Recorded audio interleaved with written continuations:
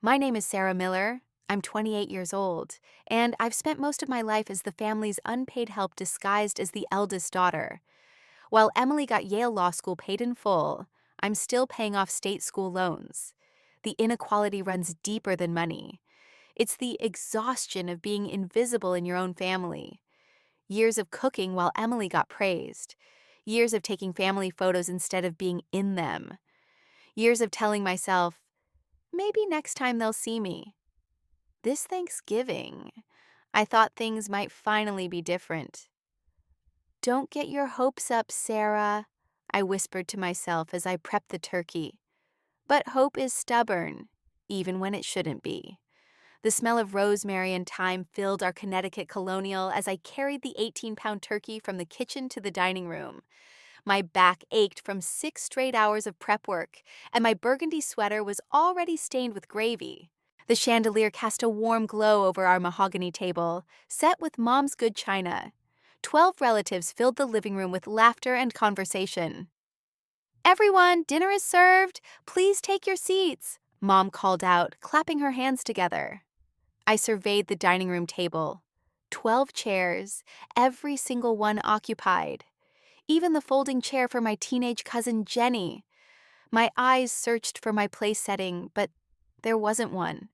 The familiar sting of exclusion hit me like a slap. 28 years of this, 28 years of being expected to serve, not sit. The hurt crystallized into something sharp and cold in my chest as I watched my entire family settle comfortably into their seats, not one of them questioning where mine was.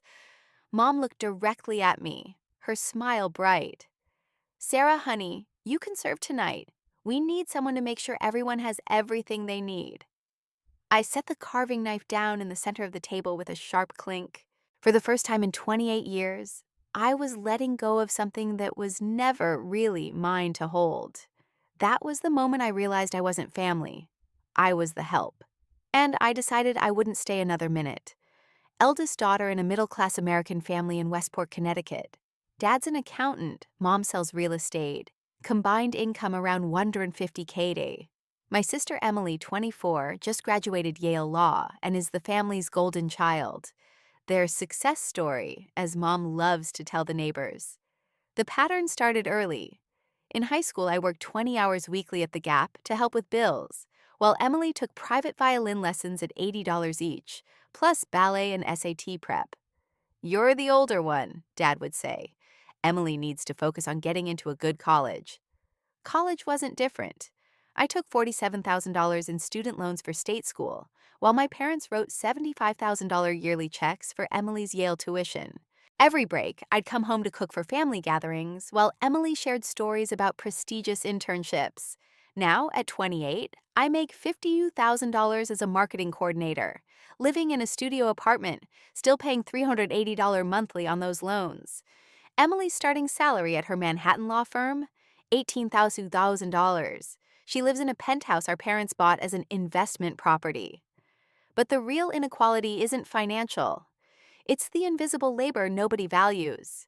Every family birthday, holiday, celebration, I handle logistics while Emily shows up fashionably late to accept congratulations. 28 years of being the family's unpaid event coordinator, chef, and cleanup crew. This Thanksgiving, I'd promised myself things would be different. I had gotten a promotion, was dating someone new, felt confident. I'd bought the burgundy cashmere sweater specifically for tonight, hoping to finally sit at the adults' table. But here I was again, holding the carving knife while everyone else held their forks, waiting to be served. Thanksgiving 2024 was supposed to be my year. I'd spent 2 days prepping, planning the menu, creating a timeline. For once, I wanted to be seen as more than the family's caterer. At 6:05 p.m., I tried to sit down for the first time all day. "Sarah, can you check the dinner rolls?" Mom called. At 6:15, Emily arrived with Derek, her Harvard MBA boyfriend. Mom and Dad rushed to greet them while I mashed potatoes by hand. Our mixer had broken. "Our brilliant lawyer daughter," Mom announced as Derek pulled out his phone for photos. I watched through the kitchen doorway as they posed. Emily radiant in designer clothes. By 6:30, Mom was in full hostess mode. Everyone, this is our brilliant lawyer daughter Emily and her wonderful boyfriend Derek. Then, almost as afterthought, and Sarah's handling all the beautiful cooking. She's practically a professional. Derek started an Instagram live session. Traditional American Thanksgiving, he announced to 200 plus viewers, panning around our perfectly set table. Uncle Tom asked the question that changed everything. Where's Sarah's seat? Mom laughed into Derek's live stream. Oh, she's our family's natural hostess. Sarah just loves taking care of everyone. Don't you, honey? I watched chat comments scroll. She's like a servant. Why isn't she eating? This is weird. I set down my serving spoon with deliberate force. Derek's camera swung toward me. 200 strangers were watching my humiliation unfold, live. Actually, I said, voice steady despite my racing heart, I'd like to sit down now. Mom panicked. The last thing she wanted was a scene during live stream. Sarah, please don't make this awkward. We have guests. I walked to the turkey, picked up the carving knife, then set it down firmly. The metallic sound echoed in sudden silence. No, I'm done carving. I'm done serving. I'm done.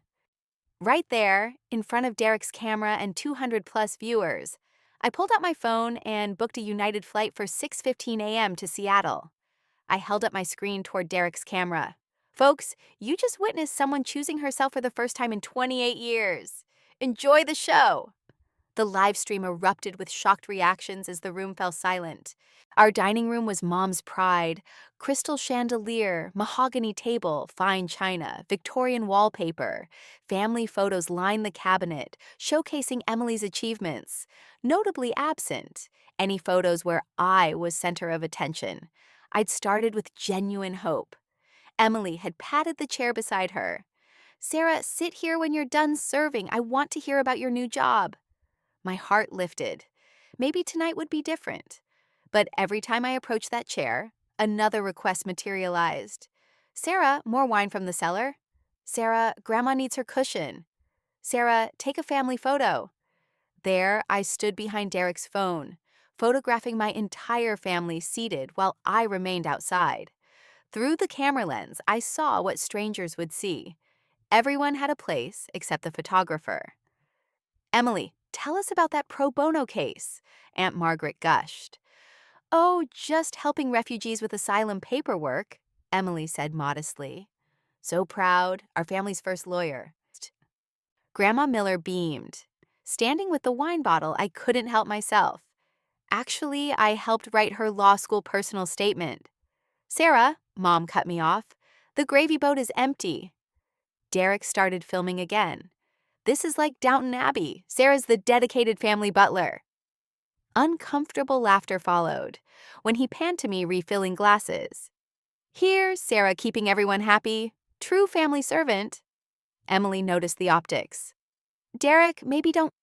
Mom waved her off. It's fine. Sarah doesn't mind. She's always been our little helper. I grabbed a fork, took a bite of pie while standing. Mom's sharp whisper cut through. Sarah, not while serving. What will Derek think? Uncle Tom spoke up. I think he'll think she's human. This is about proper etiquette, Mom replied stiffly. I looked at Derek's recording phone, then at the table of people who'd watched me work 4 hours without offering help. Proper etiquette? Is there etiquette for making your daughter disappear at her own family dinner? The kitchen felt like a war zone. Dishes stacked high, oven radiating heat, fluorescent lights harsh compared to the warm dining room. Mom followed me in, surprisingly gentle. Honey, I know tonight got hectic. Why don't you sit down? I'll make you a plate. For a moment, my anger softened. Finally, recognition. But first, can you wrap the leftovers? You know how to portion them properly. I stared at her. Even her gesture of care came with conditions. I threw the dish towel down and gripped the granite counter. I'm not wrapping leftovers. What's gotten into you? Derek was filming. Exactly. He filmed me being treated like hired help. The conversation spiraled. I told her about the $340 I'd spent on groceries while Emily contributed $12 wine from CVS, about sleeping on a futon because I couldn't afford a real bed after paying for family dinners, about working 50-hour weeks while managing their social calendar. You make it sound like slavery, Mom said defensively. What do you call unpaid labor you can't refuse without guilt tripping? Emily walked in. What's the yelling? I came to help. My heart jumped. Finally, Emily would stand up for me. Derek is asking where the coffee maker is. Hope died instantly.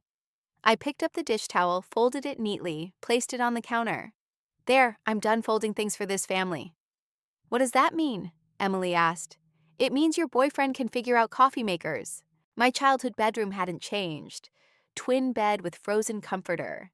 Emily's room became a home office. Desk with participation trophies. Bookshelf of romance novels. I scrolled through family photos on Facebook with new eyes. Emily's graduation. 47 photos. I was visible in 3, always serving. Dad's birthday, 23 photos. I was behind camera or clearing plates. Christmas 2023, 38 photos. I was absent from family shots because someone needs to monitor the prime rib. My phone buzzed. Emily. Can we talk? I think I understand now. Hope flickered. Maybe Emily was getting it. Follow-up text. Derek feels bad about the servant comments. Can you come downstairs and let him apologize? It would mean a lot to me. I realized even Emily's understanding was about managing her boyfriend's comfort. I packed methodically. Each item felt like liberation. The black dress from Emily's law school graduation. Never again would I spend the day photographing others' achievements. The red cardigan from Christmas when I missed opening presents monitoring the prime rib. Uncle Tom knocked. Sarah, your mom wants to apologize. My heart leaped. Maybe Mom finally understood. I found Mom at the kitchen island with her laptop.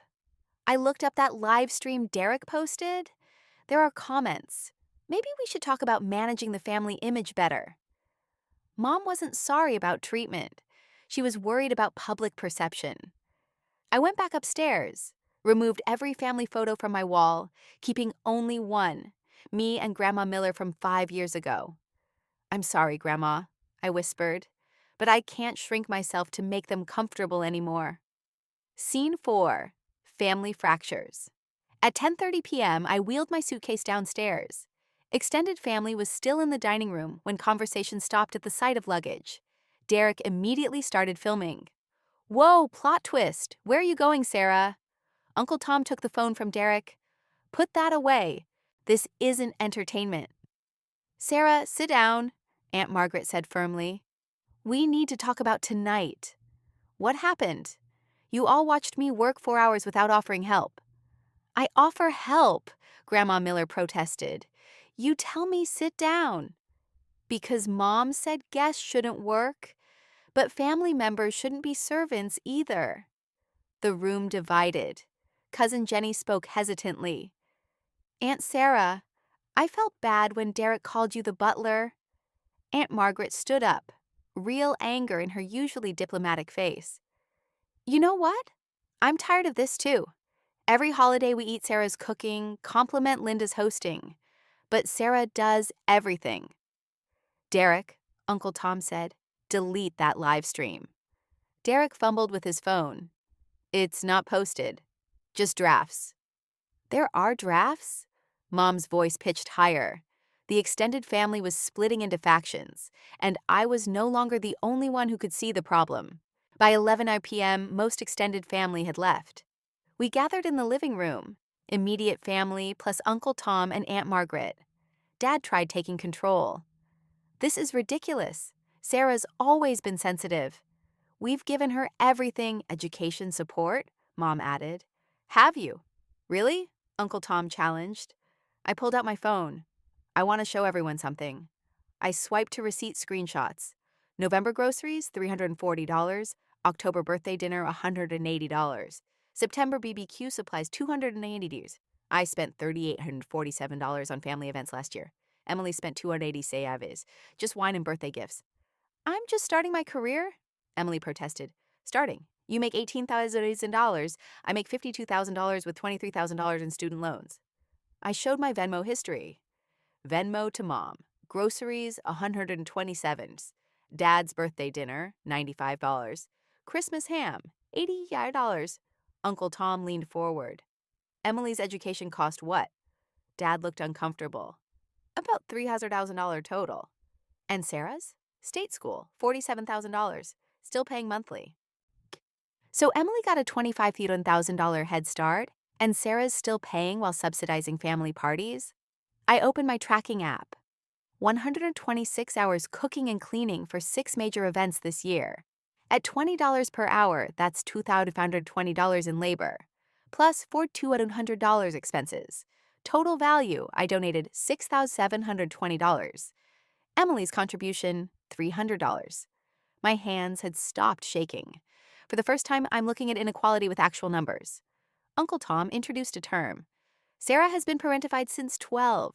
We all see it. Grandma Miller spoke up. I've been watching this for years. In my generation, we understood family meant everyone helps everyone, not one person doing everything while others sit around. You make Sarah small so Emily can be big, she concluded. Mom's voice got smaller, vulnerable. She looked away from Uncle Tom's gaze.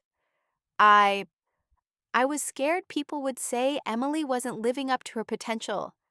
I spoiled her too much, wanted our family to look successful, and I let Sarah carry the rest. So you made me small to make her look big? I asked. I never thought, you never thought I mattered enough to consider. The room fell silent, except for the grandfather clock. In 28 years, this was the first time I'd asked my family to see me as more than their built-in caterer. Their silence was my answer. At 6 a.m., my Uber arrived under gray November dawn. Within minutes, my family rushed downstairs in pajamas, panic written across their faces. Sarah, wait, Mom called.